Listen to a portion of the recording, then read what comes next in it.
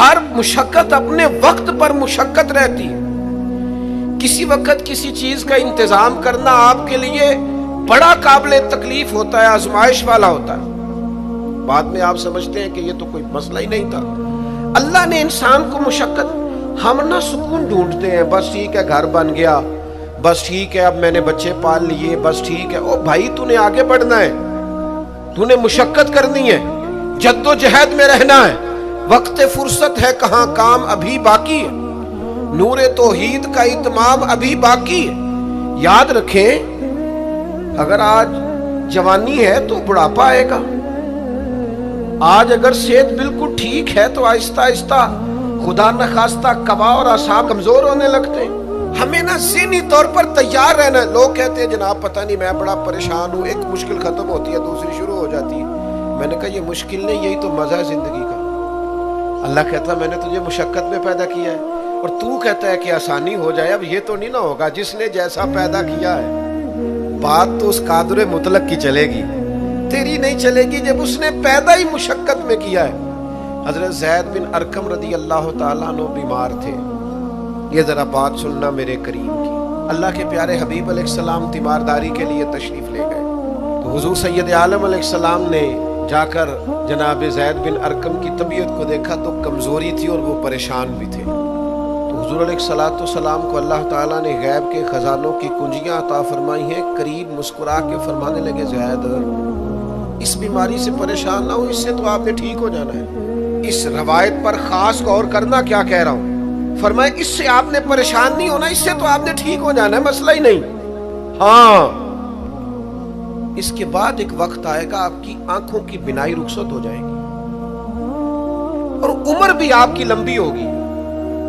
یعنی ایک بڑھاپا، ایک نظر چلی جائے گی.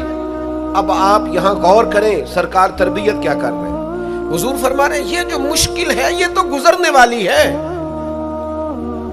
اس کے بعد جو مشکل آنے والی ہے وہ اس سے بڑی ہے.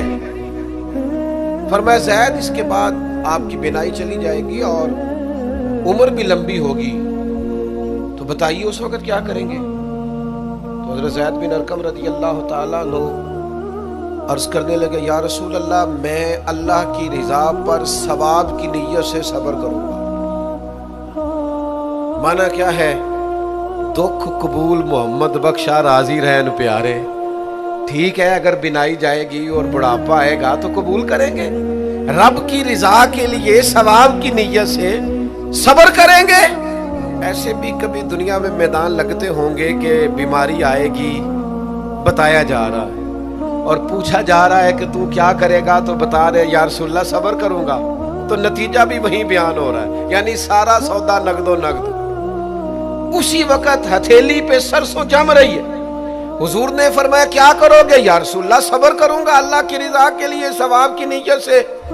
تو حضور فرمانے لگے اگر تو صبر کرے گا تو پھر نتیجہ سن، اللہ تجھ سے حساب نہیں لے گا، بغیر حساب ہی جنت عطا کر دے گا. وہ میرے بھائی ایک مشکل سے آپ گزر گئے،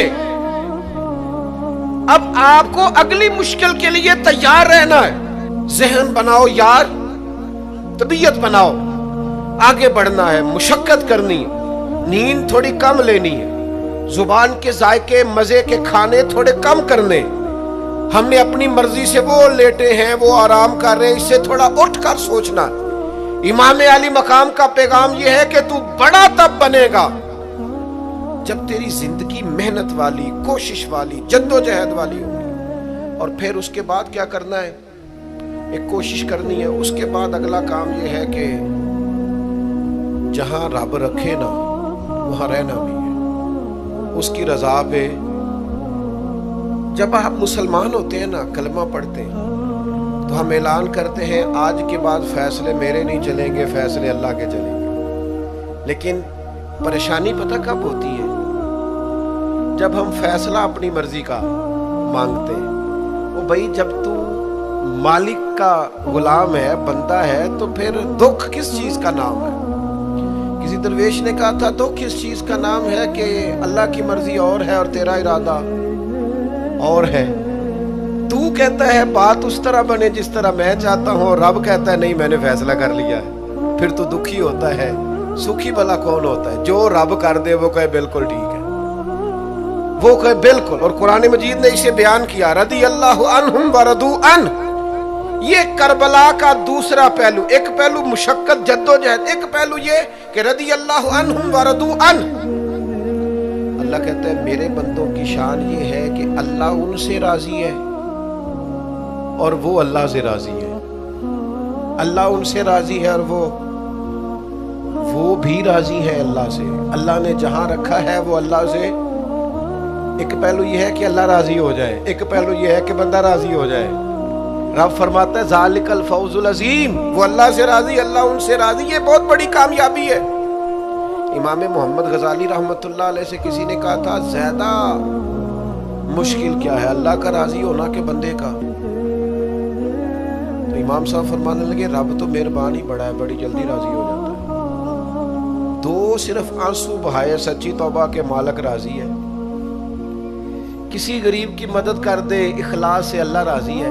اللہ تو جلدی راضی ہو جاتا ہے، مشکل یہ ہے کہ بندہ نہیں راضی ہوتا.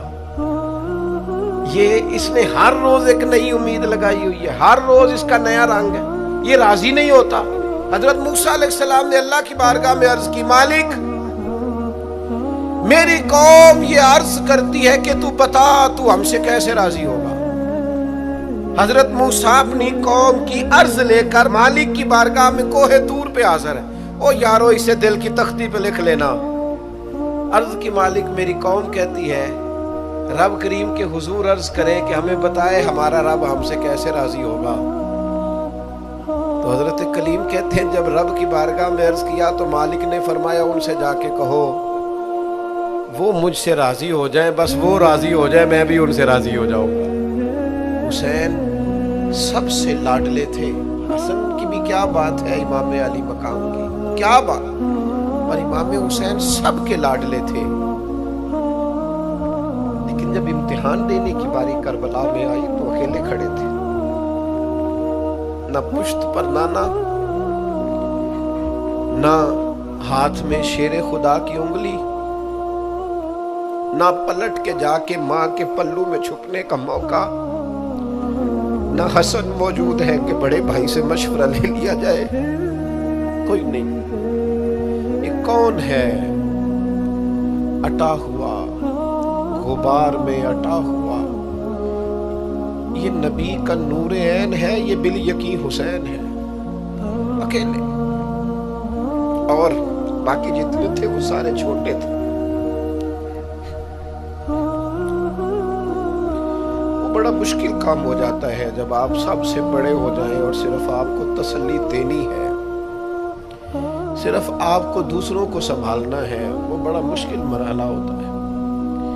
لیکن امام حسین نے اس مشکل مرحلے کو اس طرح گزارا کہ وہ بڑے تھے نا. بس اتنا کہوں گا کہ حسین وہاں پر شکر کرتے تھے جہاں پر صبر مشکل تھا، وہاں پر شکر کرتے تھے جہاں پر صبر مشکل تھا. جہاں صبر مشکل سے ہوتا ہے وہ وہاں گردن جھکا کے کہتے تھے آمنا وصدقنا، ٹھیک ہے دکھ قبول محمد بخشا، بس راضی رہن پیارے. آپ اس بات کو یاد رکھیں اور اس کو اچھی طرح سمجھ لیں کہ آپ جب تک مزاج مشقت کا نہیں بناتے، ایک کے بعد دوسری، دوسری کے بعد تیسری، تیسری کے بعد چوتھی مشقتیں راہ دیکھ رہی، اور جو مشقتوں کے عادی نہیں وہ پھر پچھلی صفوں میں ہیں. جو مشقتوں کے عادی نہیں وہ پھر کسی صورت بھی نہ نام بنا سکتے ہیں نہ کام کر سکتے. جس کو آرام کرنا ہے، جس کو سکون سے سونا ہے، وہ منزل نہیں پا سکتا. آپ کو آگے بڑھنا ہے، آپ کو جد و جہد کرنی ہے، آپ کو کوشش کرنی ہے، آپ کو باہمت رہنا ہے. حضرت سیدنا عبداللہ ابن عمر رضی اللہ تعالیٰ عنہ کا صاحبزادہ بڑا سخت علیل ہو گیا. بچے بیمار ہو جائے تو تکلیف بڑی ہوتی ہے انسان کی طبیعت کو. حضرت عبداللہ ابن عمر کے بیٹے بڑے سخت علیل ہو گئے. جناب عبداللہ ابن عمر بڑے پریشان ہیں، کبھی ادھر جاتے ہیں کبھی ادھر جاتے ہیں، اس حکیم کے پاس اس طبیب، سخت پریشان. آپ کے دوست احباب دیکھتے کہ حضرت عبداللہ ابن عمر بڑے سخت आजमाइश में बेटे का इंतकाल हो गया, सेहत ना हो सकी, अल्लाह का हुक्म आ गया। अब ये जो इंतकाल है ये जाहिर है बीमारी से ज्यादा मुश्किल काम है, बेटा चला ही गया है। लेकिन वो लोग कहते हैं जब हम बाद में ताज़ियत करने के लिए गए तो जनाब अब्दुल्लाह इब्न उमर को बड़ा मुतमईन देखा। तो हमने अर्ज की कि हुजूर उस वक्त तो सिर्फ बीमार था, तो आप ज्यादा तसल्ली में नहीं थे और अब आप बड़े तसल्ली में महसूस होते हैं, वजह? तो फरमाने लगे जब तक मेरी जिम्मेदारी था ना मैं परेशान था, अब खुदा के करम और रहमत की जगह पे चला गया, अल्लाह का फैसला आ गया है और मैं समझा हूं कि मेरा रब उसे अपनी बारगाह में बुलाना चाहता है, लिहाजा मैं पूरे तौर पर मुतमईन, अब मैं अल्लाह की रिजा पे पूरी तौर पर राजी हूं। मेरे अजीज, जब तक ये रिजा हासिल नहीं, क्या लतीफ अंदाज है। वो हमारे एक बड़े जबरदस्त राइटर थे साहबजादा खुर्शीद अहमद गिलानी मरहूम, उनका एक मजमून छपा एक दफा, उम्मत का पहला सूफी। तो वो टाइटल देखकर मुझे बड़ी तजस्सुस हुआ कि किसको, चूंकि हम सूफिया की जमात है, किस बुजुर्ग का तज़किरा किया इन्होंने, उम्मत का सबसे पहला सूफी। तो जब मजमून खोला तो उम्मत का सबसे पहला सूफी उन्होंने जनाब सिद्दीक अकबर को करार दिया। फरमाया ये पहले दरवेश है इस उम्मत के, हजरत अबू बकर सिद्दीक। हजरत अबू बकर सिद्दीक अलील हो गए, बीमार हो गए, तो ये देखिए जरा उनका अंदाज़े तसव्वुफ। यार दोस्त पता लेने गए तो एक रूटीन होती है ना, जब लोग तीमारदारी करने जाते हैं तो कहते हैं किसी डॉक्टर को दिखाया है, सब लोग आपके गिर्द बैठे हैं, तो कहने लगे अबू बकर तबीब को दिखाया है? फरमाने लगे हाँ तबीब देख गया है और तबीब देखता रहता है। तो कहा फिर तबीब ने क्या कहा है? कहने लगे तबीब ने कहा फ़अलुल लिमा युरीद, तबीब ने कहा है भाई जो मैं चाहता हूं ना वो मैं कर दिया करता हूं, जो मेरा इरादा होता है फिर वो मैं कर देता हूं, वो तबीब मुझे कह गया है, लिहाजा जो उसका इरादा होना है उसने। अब वो जो इर्द गिर्द बैठे थे वो भी तो सहाबा थे ना, इस बारीक बात को फौरन समझ गए, कहने लगे अल्लाह तुझे जज़ा अता करे। ओ यारो, थोड़े दिन अगर सुख से जीना चाहते हो तो एक ही इलाज है, एक मालिक की रजा में राजी रहो, ना समझ आए तो फिर करबला वाले इमाम हुसैन की तरफ देखना, वो नाना के कंधों पे थे फिर भी बड़े खुश थे, वो माँ की गोद में थे फिर भी बड़े खुश थे, शेरे खुदा की बाहों में थे फिर भी बड़े खुश थे, हसन के साथ सफरे हज पे तो भी बड़े राजी थे। और जिस दिन रजब के महीने में मदीना छोड़ रहे थे तो उस दिन भी कह रहे थे मालिक मैं तेरी रजा में राजी हूं। और हुसैन इब्ने अली रज़ी अल्लाह ताला अन्हु ने हमें ये मेयार दिया है, जिस दिन शबीह मुस्तफा अली अकबर उनके घर में पैदा हुए थे, हुसैन उस दिन भी बड़े राजी थे। और जब अल्लाहु अकबर कह के जख्म खा के जनाबे अली अकबर घोड़े से जमीन पर तशरीफ लाए थे और जवान बेटे को सहारा देकर उन्हें उठाना पड़े था, हुसैन उस दिन भी रब की रजा पे बड़े राजी थे। और जब छोटा सा बेटा उनकी गोद में उसकी सांसें उखड़ रही थी तो इमाम अली मकाम उस वक़्त भी अपने रब की रजा पे बड़े ही राजी थे। हद हो गई, जिस गले को महबूब चूमते थे उस वक़्त भी हुसैन राजी थे। और जब उसी गले पे खंजर चल रहे थे तो इमाम अली मकाम ने ये नहीं कहा कि मालिक मेरा इतना इम्तिहान, आखिर मेरे मसले कब हल होंगे, मेरी मुश्किलात कब हल होंगी, आखिर किस वक़्त, ये नहीं फरमाया, बल्कि ये सारा कुछ सह के दोनों हाथ जमीन पे बिछा के सजदा शुक्र अदा करके कहा मालिक जहां तू रखे हुसैन वहां राजी है। इतना शिकवा है हमारी जिंदगी, आप यकीन करें उन बातों की भी दोस्त दुआ कराने आ जाते हैं जहां दिल करता है कि इन्हें समझाएं कि यार ना कहीं तो ठहरना अपने रब की रजा पर। यार देखो छोटी बात नहीं, हजरत अनस बिन मालिक कहते हैं 10 साल मैंने नबी पाक के घर में नौकरी की है, 10 साल, 1 साल के बाद लोग उकता जाते हैं, सारा पता चल जाता है। उसके बाद वो चाहते नहीं रहती, बंदा पुराना हो जाता है। इकराम एहतराम इल्ला माशाअल्लाह वो नहीं रहता। फरमाते हैं 10 साल हुजूर के घर में नौकरी की, पूरे 10 साल, एक दफा भी रसूल पाक ने उफ नहीं कहा। फरमाते हैं ऐसा नहीं कि कभी कोई ऐसी बात नहीं हुई जिससे हुजूर नाराज हो। कई दफा ऐसे मौके आए, हुजूर ने किसी काम से भेजा, मैं जाके बच्चों के साथ खेलने लगा, महबूब आए, मैं डर गया, लेकिन हुजूर ने कुछ भी नहीं कहा, मुस्कुरा के फरमाया तुम्हें काम भेजा था, करके क्यों नहीं आए? ओ यार, आप ठहरे तो सही, इस्तकामत तो हो। जरा जरा सी बात पे बिलबिला उठना, तड़प जाना, हर चीज से उलझ जाना, ये बंदा मोमिन की शान नहीं। ताकतवर जिंदगी गुजारो, ताकतवर। एक तो ये कि मुशक्कत करनी है, दूसरा अल्लाह की रिजा पे राजी रहे, और तीसरी बात ये सोचे कभी जाती किस्म की नहीं बनानी, सोचे मिली किस्म की, कौमी आफाकी सोचें।